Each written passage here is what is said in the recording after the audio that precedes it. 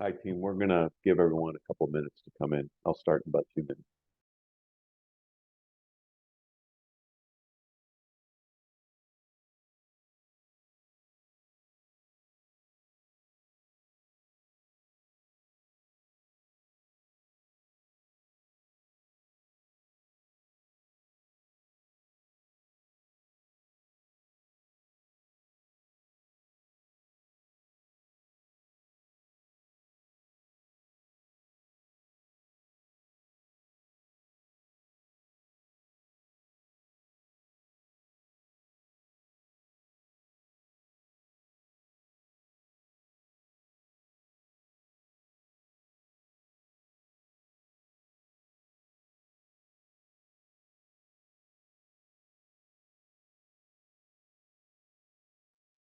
Okay, so let's just get started. I see Sagar's on, so that's good. I think he's first up. But real quick, let's just do some of the housekeeping work. So this is the ORAN meeting for 11/29. What we're going to do today, we have scheduled for agenda is to look at some of the previous notes and from November 22nd, get those agreed to. We'll have Sagar that was on a backlog, has a presentation he provided. The link is here uh, for some of what the current OAI support is within ORAN, release 2 particularly. Hi, Tim. I don't think you're sharing your screen though. Can you share your screen? I thought I did. Okay, sorry. Start video. Yeah, I see a desktop being shared. I'm sharing. I was like going, I don't know. It's empty though. Okay. It is empty. There is nothing on the screen, but I see a desktop. Oh, desktop is here, but there's nothing. I'm not, no. Okay. No content. No All right. content on. So let's try to share that again. Share screen 1. Starting to share screen 2. Okay. We'll switch it to screen 2 then, for whatever reason. All right. Is that better, guys? Sorry. Yes, it's fine. It's fine now. I'm not sure how it got to screen 2, but okay. All right. So this is, again, this is the November 29th meeting. We're going to go, Sagar is going to present his meeting, his presentation on the ORAN OAI support. We did make a small change to the deployment architecture that came in the last week, so we'll review that change real quick. Then we're going to try to identify who's working on what user stories. So that's going to be important because we've got about 4 user stories, or there's about 6 user stories that we have to make sure we have allocated people working on it. And then if we have some time, we'll start talking about some of the release 3 staffing work that we want to do for who wants to contribute to what track, okay? Is there any, does anyone else have anything that they want to discuss or need to discuss today? Now I lost the chat.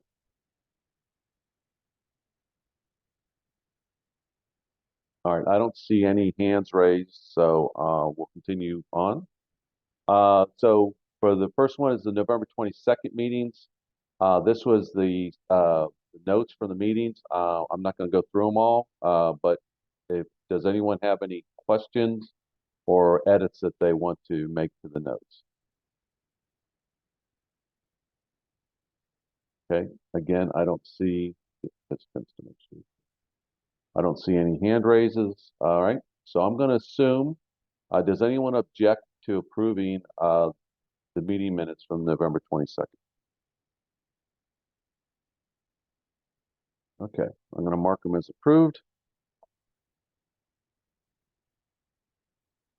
And we'll get started. So the next piece is Sagar, who again has agreed to provide this presentation for us for the OAI. So if Sagar, if you could start sharing, you can take it from there. We give you about 15 minutes or so. If you need a little bit longer, let me know. Okay. Yeah, sure. Thanks, Tim. So I'm going to share my screen now. So I think you have to stop sharing for that. Okay, can you see the presentation now? Yes. Yeah, okay. So what I'm going to talk about today is mostly the support of the ORAN interfaces and what OAI is doing in the ORAN direction, the different architecture, and from the deployment perspective. So as you all are aware, but sorry, yeah, the basic architecture, which is right here, SMO. So I have not mentioned any details of SMO or anything. For me, everything is black box, let's say, on the top. So there is near RT rig, CUC, there is CUCP, CUUP, CUCP, DU, and then the RUs. So for the moment, the interfaces which are supported by OAI right now, all the interfaces are supported. And what is tested, I'll tell you separately.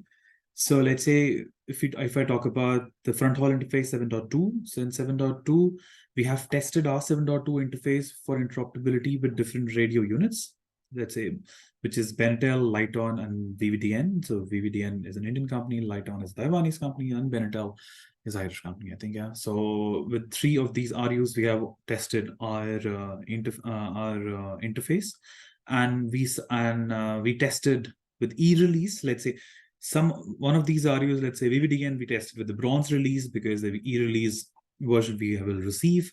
Then the other 2 RUs, Benetel and Lighton, we are working on with e-release. And the next quarter, let's say in January somewhere timeframe, the Q1 of 2024, we're gonna release. We're gonna work on the F release. So we will release the support for the F release of ORAN. And right now we are testing multiple RUs with the same DU, so it's something which is ongoing. And the second point about O1. So O1 is something which we recently added the support of O1, and right now only the DU supports O1. So what the DU can do in terms of O1 is alarm notification. It can just say that DU has started as an event, or if let's say DU goes down. So that's sort of a very basic event.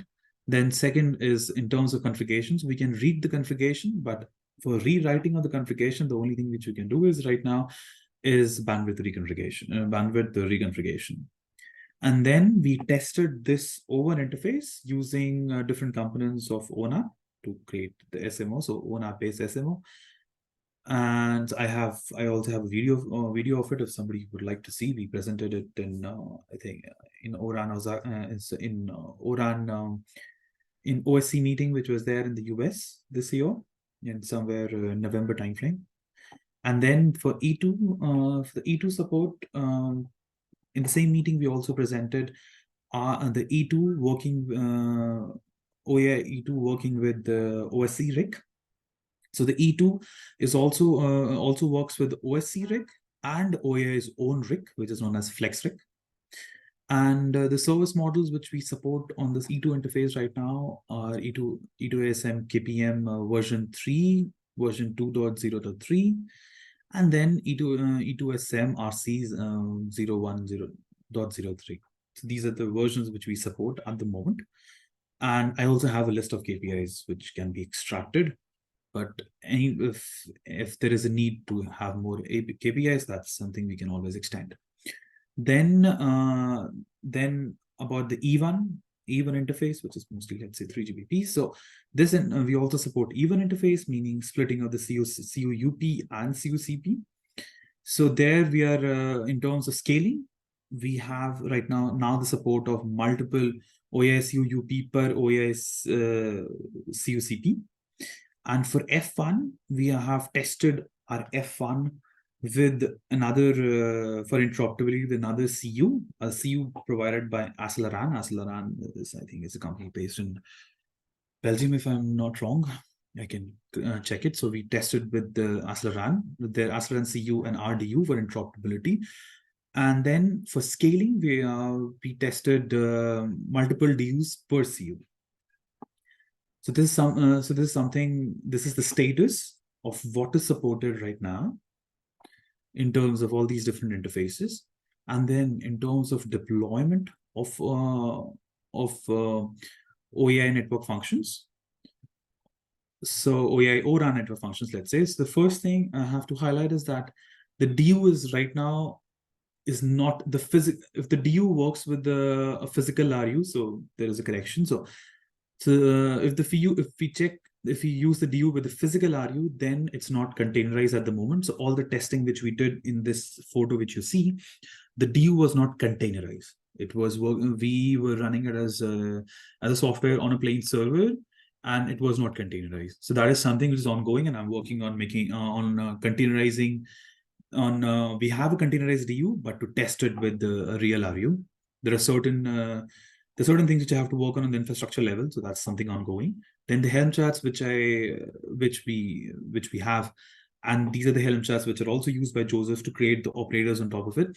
So these are the Helm charts are for DU CU and for CU CP and CU UP. And the DU Helm charts, as I said, they are only for RF simulated mode. So RF simulated mode means that we have a virtualized SDR, which is embedded in the DU container. And that virtualized SDR is also there for the UE container, which we have, because OAI also have a UE stack, which is known as NRUE. So that's how the simulated UE communicates with the DU. And in the DU, we run the whole, and the whole physical layer is also simulated. So you see signal, you see channel models, and you can also change channel models. So this is something different. And then the testing RU with the containerized DU is something ongoing, as I mentioned. And for operators, so operators right now are the ones which are ones which are developed by Joseph. So those are that is DU, CUCP, and CUUP operator, which is only specific for RF simulated use cases. So this is what I have to present. If you have any questions, so please let me know. Yeah, so we have two hands raised. So I had mine and Yeah. Joseph. So real Sure. quick, and if others have any questions, please do raise your hand. So the first question I have, it's really just the information, just to make sure, is that it seems to me for the Nefio work that we're doing, Yeah. while you have like the 72X, and doing RU and everything else, but for the Nefio work that we'll be doing, it would seem to me that we're always going to use the RF sim, right? To do this work, at least for the foreseeable future. Is that right? I guess so too. Yes. Okay. And so really, while it's possible to have the other one, what you're going to see is, things packaged up, the operators, everything would not have would not reflect the RU72 interface, but simulated interface.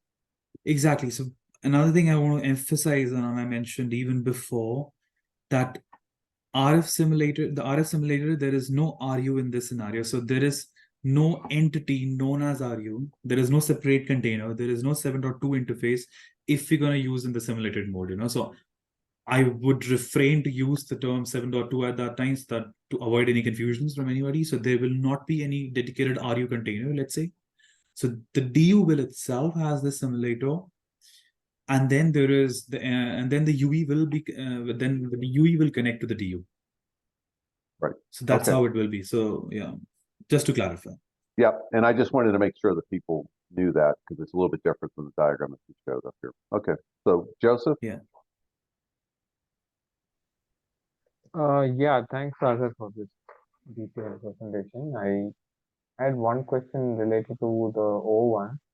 So you mentioned configuration, right, for bandwidth reconfiguration, but I wanted to check, when you do this reconfiguration, do you need a restart, or it's like on the fly changes? No, it's on the fly changes. Okay. So no pod restarts or anything. Just if you apply and it just takes the changes. Okay. Exactly. And one more part is the PM part for ORAN.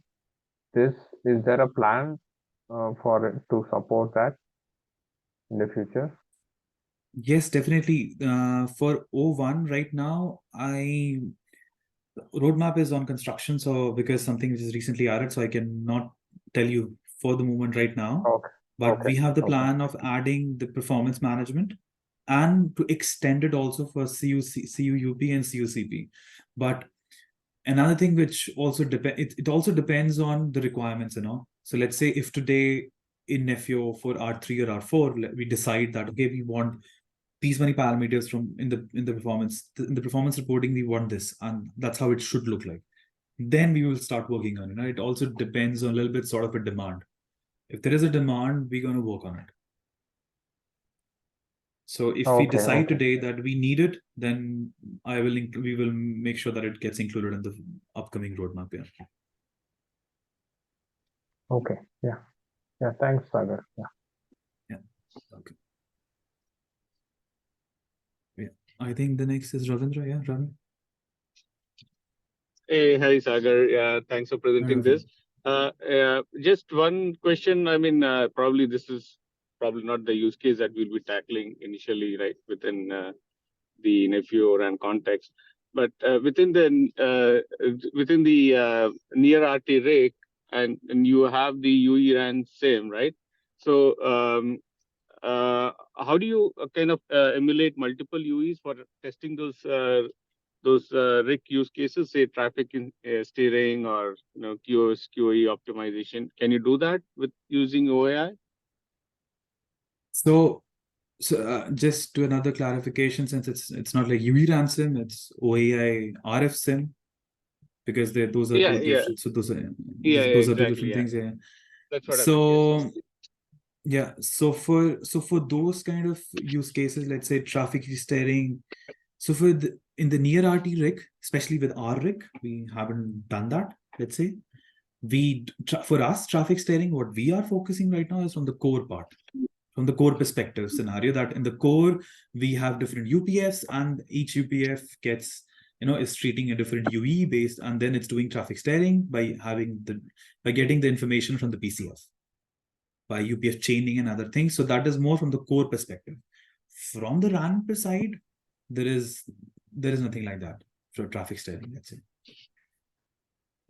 Okay, sure. Continue. I'm driving here, so I have to drop off myself. Right. Okay, I'll catch up with you later. So, Okay, but I didn't quite understand. So, I think the first question was, can the RF simulator support on a particular DU support multiple UEs? I think that was one of the questions, right? So for that question, the answer is yes. We have tested multiple UEs. In theory, I mean, okay, we have tested up to, let's say, 20 UEs.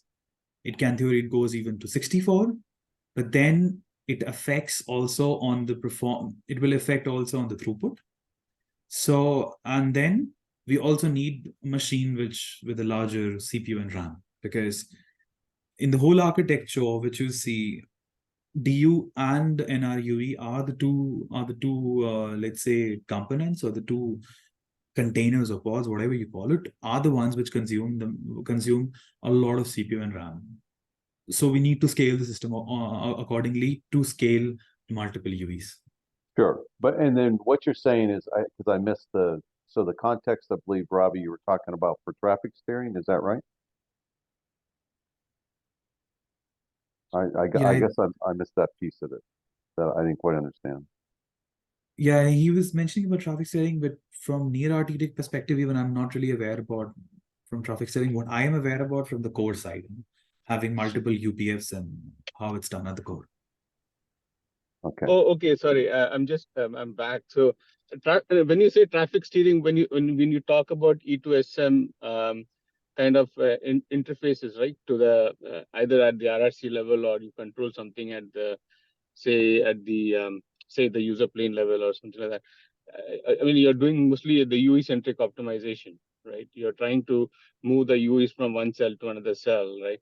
So so you generally, when you need to emulate scenarios where you have multiple UEs kind of being served by within the single cell, and then you can see the effect of those E2SM APIs that you might exert through the XApp. So my question was from that perspective: how do you kind of realize that in within the OAI setup? Okay. So because I got confused with the traffic steering. Okay. So in that regards, from XApps, we can identify even if it's simulated, let's say, but when it's RF simulated, the problem occurs more in the scenario that the values does not change a lot, the KPIs will a lot of KPIs will remain static because the channel is not really variably changing. So even if we have multiple UVs, we will get some KPIs which are on both the UVs, which is the same. To do something more, let's say more useful, it will be hard. So what we test, how we do it is like we test it with the real UVs. And in that case, we do something like that. We have 2 or 3 UVs. Every UV is trying to run a particular application, and one UV is able to get a better quality of service, whereas the other one is getting a lower quality of service. We do ourselves the TCP congestion to show these kind of scenarios. But in RFSIM, it's gonna be a little bit complicated to go on those kind of dynamic scenarios. Does it answer your question? Yeah, no, yeah, it does. No, I thought you could also do it because you have a way to kind of modulate your channel conditions. So I thought you could even do it if you have multiple kind of simulated UE instances that you could place within a single cell. You could probably change its RF conditions to kind of to do something similar. So I was just trying to clarify that. That's fine. I mean, it's a different topic. I was just trying to understand how you kind of how do you validate the effect of XAPs on a particular setup. So. Okay. All right. And Joseph, I think you got one again.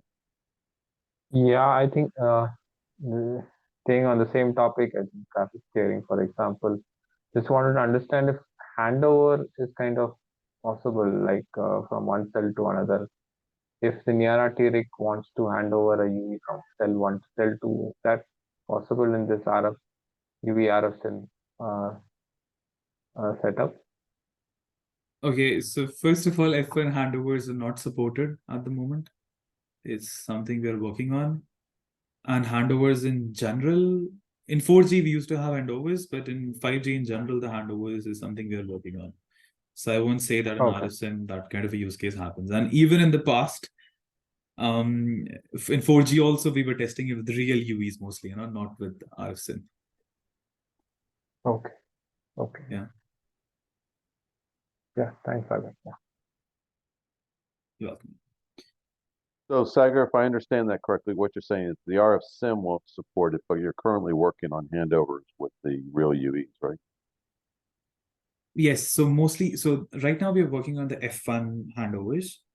Then the handovers with the UV, the XN handovers or the handovers we are also working on, but it's the testing which we'll do will always happen mostly with real UVs, because that's what we are, let's say, most of the people concentrate on a lot. For simulated based scenario, I'm not pretty sure if anybody in OAI is working on that with handover. I can get back to you later on that. I can ask in the team. All right, thanks. I was just trying to make the notes semi-legible, right? So, or understandable. Okay, thanks. Yeah, sure. Any other questions, guys? All right.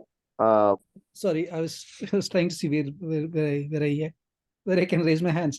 So Zoom is kind of picking on me today. So hey, Sagar, the O1 alarm notification, is it via netconf too? Just wanted to understand. Yes, it's netconf. So I mean, if you want to go on the details, the thing is, okay, so the way we have implemented in OAI the whole O1 concept is something known as, we have an O1 adapter. So O1 is not inside the DU itself. O1 adapter runs outside the DU. So let's say if I have the DU process, the DU container, then they have O1 adapter container. O1 adapter container is the one which communicates with the SMO. It is the one which communicates, and that's the one which structures the information based on the ORAN specification, the ORAN models. So based on those young models. And from the DU, it gets the information in more sort of a raw format, and then it parses and structures it and sends it. So that is the adapter which supports the netconf. So that is the server netconf, and then in the SMO you have the client because it's opposite in netconf, right? Yeah, got it. Cool, thank you. Yeah. You're welcome. Okay, any other questions? All right, cool. All right, thanks, Sagar. I do appreciate it. You're So welcome. if you can give me that back, we'll go on to the next one. All right, so here.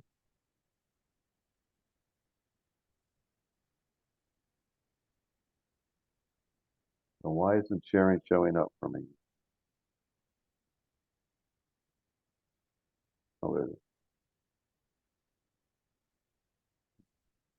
Okay, so so the next item is really the the deployment architecture, where we made some. If you go back to the 22nd meeting, they made some slight changes that they wanted to do with the deployment architecture, and so the group, Alexis and I believe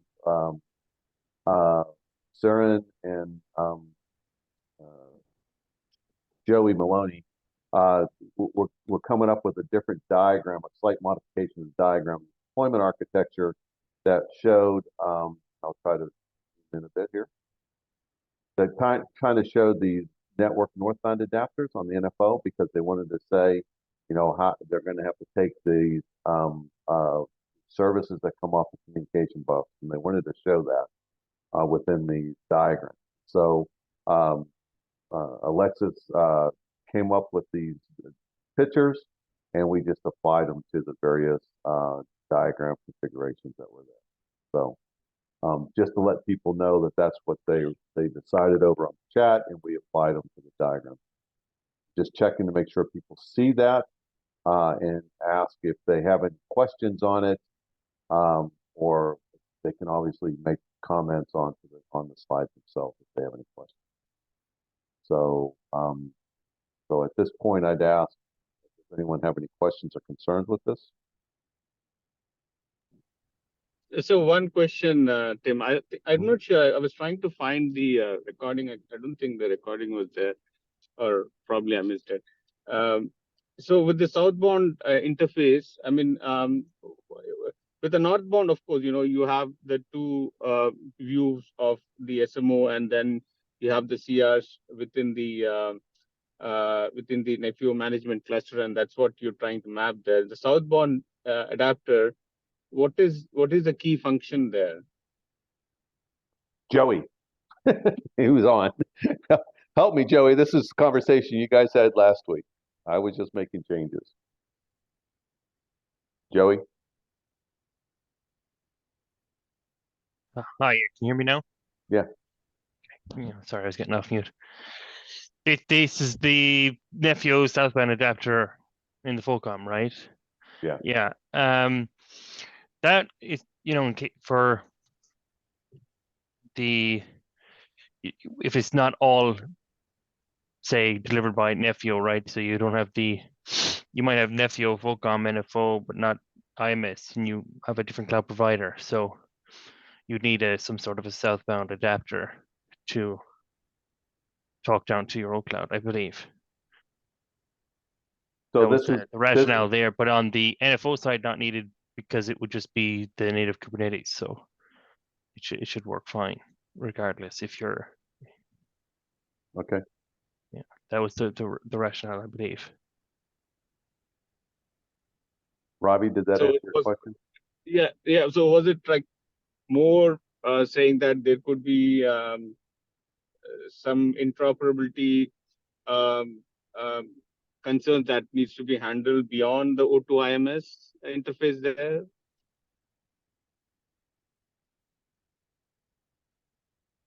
No, beyond the O2. Sorry, I don't understand. Can you say that again? No, remember FOCOM, I think I understand it now, Joey. So Robbie, so remember FOCOM can go across many O clouds, and those O clouds can be NFO clouds, or they can be some other cloud provider, right? And so there's a NFO SBI adapter that they have to do to get it into the actual O2 IMS interface. If you're using Nepio, if I understand that correctly. Is that right, Joey? That was my understanding. Yeah. Yeah.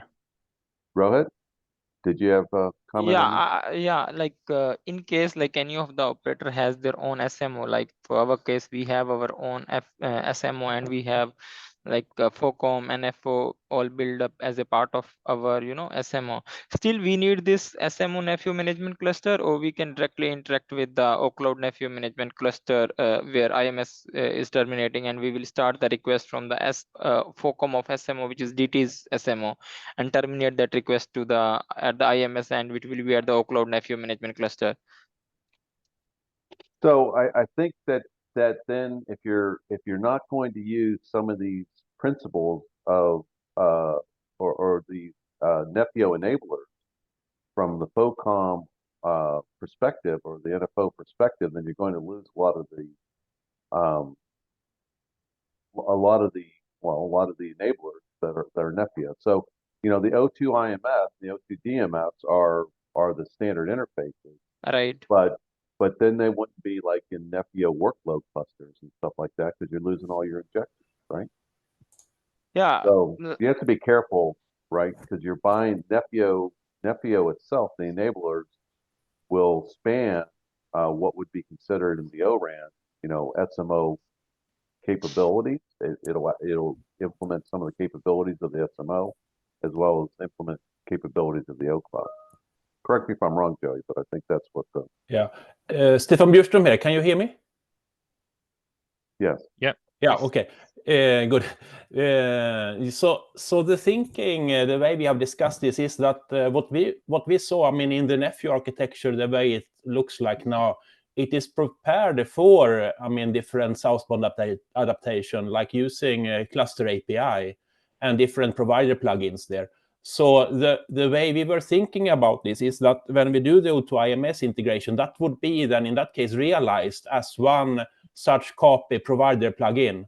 In the meantime, while this is getting stable and we will have perhaps different pre-variants of the O2 IMS interface and so on, it would be very beneficial here then to be able to then have perhaps multiple provider plugin implementations or vendor-specific provider plugin implementations towards different IMSs, and also be able then to support an IMS that is not ORAN compliant, that is not fully O2 IMS compliant.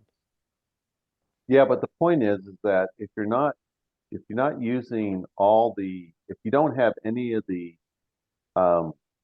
SMO enablers, right, that would be part of that API, you're pretty much watering down what you're doing with respect to the cloud that is Nepio enabled, right? Because you're missing all that CI/CD, you're missing the various injection controllers and stuff like that, right? So I'm the topology. So Bala, I'm trying to say is it's almost like you've got to be careful about saying that I'm going to have just a generic, a non-Nepio enabled FOCOM trying to deal with Nepio enabled IMSs, right? No, it's the other way. This is a Nephew enabled FOCOM that would be able to talk to either an IMS that is Nephew enabled or a proprietary IMS. Yeah, but So I didn't think that's what Rohit was talking about. Okay. Rohit, were you saying Yes. that your FOCOM was not Nepio enabled, right? Right. That was my question, is if my FOCOM or NFO is not Nephew enabler, okay, can I directly use this Nephew IMS and Nephew DMS? Or still I need an intermediate layer between my SMO to the OCloud, and in between that this is the SMO Nephew management cluster, right? If you realize an OCloud with an IMS exposing the O2 IMS interface, that should then be able to also integrate towards like a FOCOM that is like not based on Nephew. That would be an implementation choice then by someone if they would prefer to create a FOCOM just supporting the O2 IMS interface. Yeah, all we're saying is that would not be a problem. Okay. Yeah, but we're saying you lose some benefits out of that, right? Yes. Okay, okay. Just so Yeah. I'm trying. Yeah. I'm I trying mean, to. I'm trying to not sell you a bill of goods, right? what we see is that, like, I mean, in the ORAN standard, you have the O2IMS interface well defined between like the two different domains, like the SMO domain and the OCloud domain. Nephew would make sense to be used on both sides as an implementation architecture. Yeah, got it. So I think Okay. if we will get this Nephew, Nephew based FOCOM or the Nephew based NFO, we will get some of the additional functionality, and if we will not implement, we will lose that functionality. This is what I get. So we Yeah. can still integrate directly between our own SMO to the IMS, but it is better if we bring this Nephew management cluster in between. I mean, everything will be aligned. I mean, for instance, ORAN start to talk about like templating, for instance. Yes. I mean, and then if you have Nephew on both sides, you would have like an aligned way of working when it comes to blueprints and so on. So it's Yeah, not got the it. same, identical, same, but everything would look the same and consistent. So that is like would be one of the benefits. Yeah, got it. Thanks, All right. Stephen. So Bala, you had your hand raised. Yeah, I mean, I almost forgot what my original point was, but I think in the I think Stephen was mentioning about the provider model that we have for the clustered orchestration in the Nephew today. So Stephen, were you also saying that we will do the same thing for while realizing the FOCOM in Nephew? Is that what you are trying to allude? Yeah, that is our thinking right now, that we should be able to use the same architecture there in FOCOM, like using the copy framework and then having like a copy provider plugin that is realizing the O2IMS interface client side. Okay, Right. so okay. I'm just wondering what other provider you can think of from the Nephew perspective, because But are we say- remember, OSC is the FOCOM provider, right? They've got other things other than Nephew that they got to worry about. okay, so are we are saying that we are taking a FOCOM component from OSC and then adding a Nephew southbound adapter as a provider? Is that That's my understanding.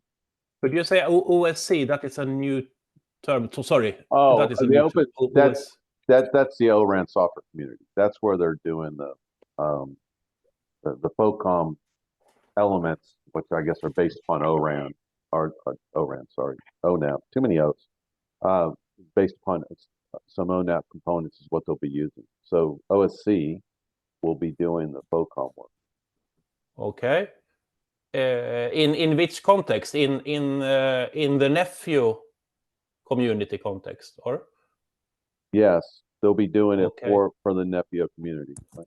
OSC. Okay, we need to sync there and having a perhaps a specific discussion, because that is a bit of a.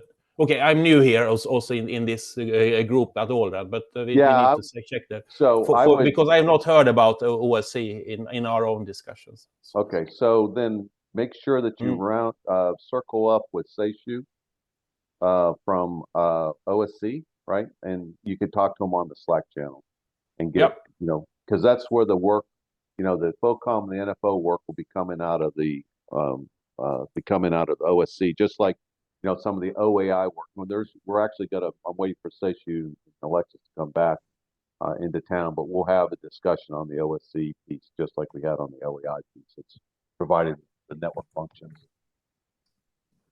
Yeah, I also had second point to what Tim was alluding. So when we say a particular interface or a particular specification implemented in Nephew, I'm also truly hoping that we are not diluting it too much, just like the way Tim said. What that means is, for example, on the cloud side, when we do the Nephew management cluster, when we say it supports the O2IMS interface, it is going to support all those REST endpoints. in addition to the future things for provisioning and lifecycle management. That is my understanding. Just wanted to see whether that's the common understanding here too. Yeah, so again, it's the O2 IMS interface, right? That's the standard interface, and it's got the provision. We have to create the clusters. That's the first use case. You can see the first set of use cases that we're dealing with release 3, right? Yeah, absolutely. Which is the create and the delete cluster, and they'll Yeah. probably we'll use probably a cluster template that will be as close to what we know at the Yes. time we start. Yes. Because Yeah. they're going to be, the standard will be a year down the road, right? So or more. If we are lucky. Yeah. But you get what I'm saying, right? Yeah, We're going to exactly. we're using the concepts, right? And then hopefully we're not too far off on the artifact. So Cool. Thank you. Thanks, Tim. Yeah. Ravi? Okay, yeah, just circling up on that earlier question. So what I understand with that southbound interface adapter is to handle scenarios with OCloud for multiple vendors. So primarily we are talking about Nephew, some kind of vendor plugin rather than any kind of protocol adaptation there itself, right? I mean, I did hear about proprietary O2 IMS, but I don't think that is that applies to this context because we are I don't. talking about ORAN, right? Yeah, Yeah. I haven't heard of it in that context, Ravi. Okay. Now I'm just saying, do we want to call? So there's, but okay, but the thing is the O2 IMS specification is not getting stable until, I don't know when it was, 2025, right? So I mean, until then, I think we will work with something pre O2 IMS. Yes. We will But I'm saying that, so it's gonna, obviously if something's not there, we're gonna be tough to comply with it, right? But there's a specification there for pieces that are already there, right? Or for pieces they have. So we're gonna try to comply with that, but we're actually going beyond what they're able to standardize now. Like we have great cluster that we have to go do, right? So that piece of it will be not standard. So I'm trying not to be give me grace when I say O2 IMS, right? Understanding that we know that they're in flux, but something we'll have to align to. We're still going to call it O2 IMS. Okay. All right. So, Robbie's last question, because I need to get to these use cases, guys, because I need to get I'll leave a comment on the slide. That's okay. Thanks. Okay. Well, and you might want to also just in Slack ask the question to Alexis and Joey, because they're the ones who came up with it. Yeah, sure. Mod to the Slack. Okay. Thanks. All right. And so, guys, just I need some help from you now, right? What we said was through this, we've got its scope, what we're going to do for release 3, and we've got these user stories down here. And Alexis is actually he's not here today, but he'll be here next week to review these first two. That he's got this crate of a cloud cluster and delete of a cloud cluster, and so you can see what he has here. So this is free for you to comment on. So go ahead and comment on it. It's available for commenting. He's going to present it next week, right? But take a look at it now, right? For create and delete comments, I still have these other ones where we want to deploy using the SMO, do an OCloud registration, and then a reconfigure of the capacity. And I need some volunteers to take on these user stories, because you can see these are all set up still with the templates, right, that are there. So I'm trying to figure out how we want to go about kind of assigning who's going to want to work on these particular user stories. And so the question is that I'm a good volunteer, guys. So with respect to developing the user stories for the deployment, without an SMO, right? Seger and Joseph, are you guys okay with taking that one? Yeah, I'm fine with it. Let me Let me get your commitment down so I can I can have it in my notes, right? Yeah. Joseph, are you okay with that one? Yeah, yeah. I was talking on mute.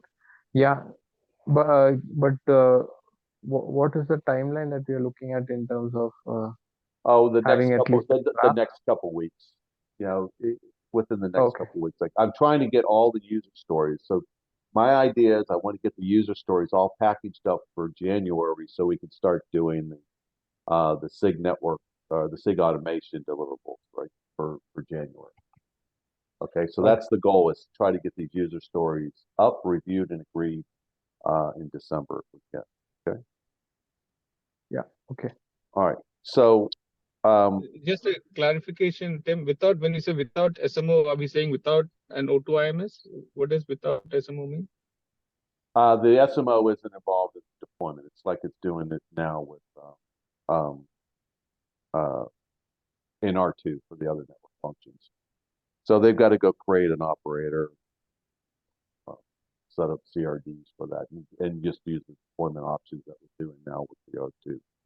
What we said was that for R3, we will, yeah, what we said for R3 is that we will take an ORAN NF and we will deploy it using an SMO, but we're only going to take one of them, right? And then we'll learn from that, and then we'll apply it to the rest of them in the next release. Does that make sense? I believe it was Robbie that. Yeah. I was saying, yeah, probably the standard what we do with GitOps and config sync and so on, I guess. Yeah. That's what we start with, right? So this is the new one. It's not there. So we're taking the OSC near real-time RIP with the XApp, and we're putting it into the same way that we're doing like the OC for no release two. Okay. And so for the ORAN NF deployment, does anyone have, particularly from the SMO side, does anyone have a volunteer or a couple volunteers to do this particular one?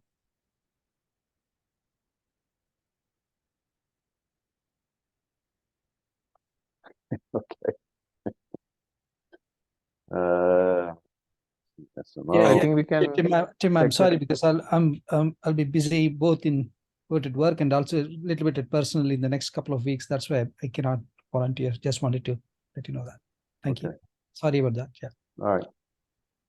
So Tim, is the scope? I mean, it's a user story. This goes all the way towards. Are you talking from just from reviewing these documents, or is it from an implementation, kind of the entire the software design aspect as well? No. And It's this. What we're doing is this. Same thing that Alexis did, right? So it's got all these different. We're documenting the use case, right? So people know what we're doing, what the prerequisites are, so that way we can prepare the design work, right? We know who's interacting with what and what they're doing, right? So, and what the acceptance criteria is. Now, the acceptance criteria is then used by SIG 3, right? You know, the release SIG. I'm just following the template they gave us out of the network architecture. oh, okay. You mean these? Yeah, you mean these details are not flushed out in those other items, and that's what you're looking to. That's right. So okay, these, got it. if you look, this create and delete have been fleshed out, but you know, deploy ORAN NF has not. It just has the template that they say put some stuff here, and here's what you kind of like want to put here, right? So. Okay, good. I can take a stab at it. You know, looking at what Alexis has in the first couple of items, I guess. Okay, could you do me a favor? Could you also work with Seishu, because again, it's got to come from the SMO side, right, Robbie? Could you take the lead on that? Yeah. If there is already Seishu doing it, then I can help him out. No. I prefer that you, because Seishu is kind of poor guy. I think I don't know if you could split him many more times, but he could be a good source for you. If you could lead this one and work with Sagar and Seishu on it, right? And work with them to complete that document, that'd be great, because I think they'll be the main experts. Unless is there anyone else that want to work on this with Ravi? And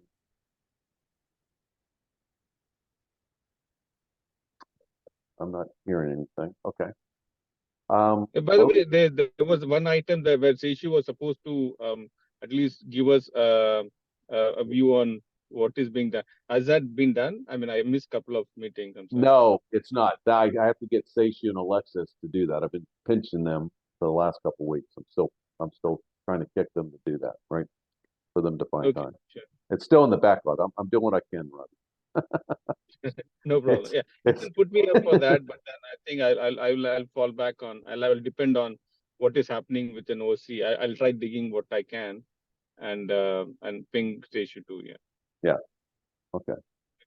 All right. And so the next one is the OCloud registration. This is the IMS registration. Is there anyone interested in this one to work on? Okay. What I'm going to do, it's OCloud registration. I'm going to go ask Alexis if he can do this one. Registration. Ask Alexis. Because it's the IMS. Okay. And then this ORAN NF deployment capacity. So if you remember what we've done on the core, they increase the bandwidth and they can do the reconfiguration of the capacity. So we have to do the same thing on the NF. So Segar, Joseph, are you guys able to do this one? Yeah. Yeah. Okay. Because I think we had this discussion of, what we're going to be able to do, and we decided that, when we do the reconfiguration, it can't be the full thing, but we do the deployment of capacity, right? Okay. Okay. Yeah. I'll do this, and actually for this I need the help of my whole RAN team, based on also what we can do in reality. Yeah. Right. Okay, we'll take care of it. And so, do you think you're going to need any SMO support for that? Me? Yeah, from like Seishu for doing the user story to do it, because it has to be instantiated through the SMO, right? So first, let me get back to you. Yeah, Okay. first let me finish. First let me finish like what reconfiguration can be done, how it can be Okay. done. All right. Then I think we can accommodate via SMO. So I can write down a couple of different reconfigurations, okay? As an example, what can be done, let's say. And then based on what SMO can do, we can settle on one of them. All right. Does that sound fair? Yeah. Yep. First, All right. look at the options, reconfig options, right? Options, and then see what it can be. Because I'd really like to see that through the SMO if I can be done through the SMO. Okay. All right. I've got that document. All right. So other than the OCloud registration, we have owners now of the other user stories, and I'll ask Alexis to get those user stories done. Okay. I appreciate that, guys. And then finally, let's go back, put that back. Finally, the staffing track. So I think we're almost done here. So I want people to think about now, because these are just user stories, right? I would like for people to come back and be able to, and I'll ask this next week. I'll be able to come back and say, hey, look, we're going to start engaging in the implementation of the work of these user stories, right? The design and implementation of that. And so I'll be asking the group to say, well, who's going to make the cake, right? And what track will you be working in? That way, it'll give Seishu and Alexis and Segar an idea of who they're working with and coordinate with. Does that make sense, guys? Yeah. Okay. So think about for your group, for your companies, and ask who will be becoming with staffing, because I'll be coming back asking for who people will be working on. That way, we'll know going forward when we do estimations, you know, what can be scoped in and out. And I'll make that request next week. Okay. All right. That's everything I have. Are there any other questions? All right. If not, we'll have a regularly scheduled meeting next Wednesday. I'll try to get Seishu. We'll do review of Alexis user stories. He'll be back, and I'll try to get Alexis and Seishu to have their presentations for the SMO, as well as ask you guys for the staffing. If there are other, if you get to the point where you have other user stories that you want to start to review, do me a favor and put that onto the channel, the ORAN channel, and then I'll make sure that people will know that they can start commenting on them, and two, I'll put them onto the agenda for the next meeting. Right? Okay. All right. I appreciate it, guys. Talk to you later. Bye. Thanks, Tim. Thanks. Bye-bye. Thanks, Tim. Thanks, bye.